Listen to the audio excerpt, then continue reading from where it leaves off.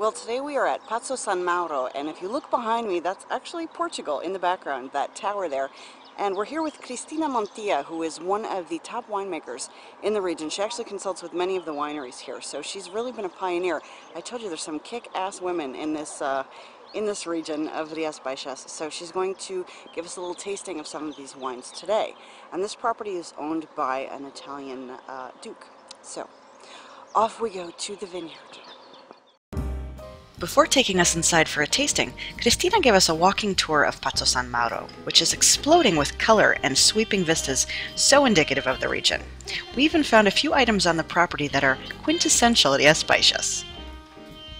Okay, you're looking through the trees at Portugal.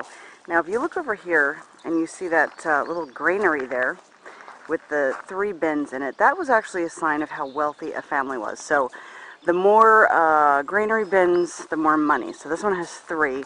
We saw one with about 5 or 6 the other day at one of the other wineries. So again, that's Portugal through those trees. We then headed out to the vines themselves for a little impromptu lesson in wine taste, flavor, and color from Marnie Old. Ooh, now what are we looking at, Marnie? These look like little baby kiwis. I don't think they're going to be in season for quite a while. But you can tell they're fuzzy and green.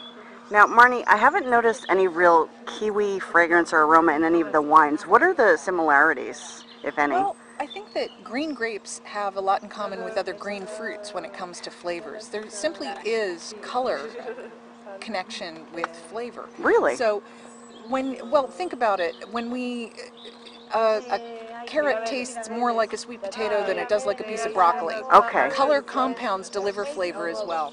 And I do associate these green flavors that we find in fruits like honeydew, kiwi, limes, and green apples with white wines in this Albarino end of the white wine spectrum. So Sauvignon Blanc, Albarino, Gruner Veltliner, Riesling are all styles of wine that I think of as having this green fruit character. And you know, I even get a scent in the air that's kind of that.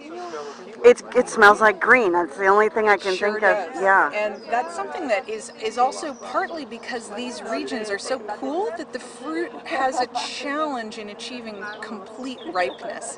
As compared to a hot, sunny place like California, where ripeness is never an issue, and in fact the danger is over-ripeness, we're in a region now where we're more likely to be on the under-ripe end of this flavor spectrum. And what that means is more of that green character, not just the green fruit character we were talking about before, but think of the flavor, for example, that we get in salads and leafy greens. When you get that scent of green taste, it's associated with the chlorophyll, with the leafy quality, the herbal quality that we find in everything from chives and parsley to lettuce. And it does have something in common with the taste of green fruits. We're going to take Marnie everywhere with us, I think, from now on. This is fantastic. Thank you. You're welcome. They are cute though, aren't they? They are. We then got to head inside for the much-awaited tasting, along with some specialties of the region like jamon and cheeses. So Cristina regaled us with her tales, and it's no surprise why she's the leading winemaker in the region.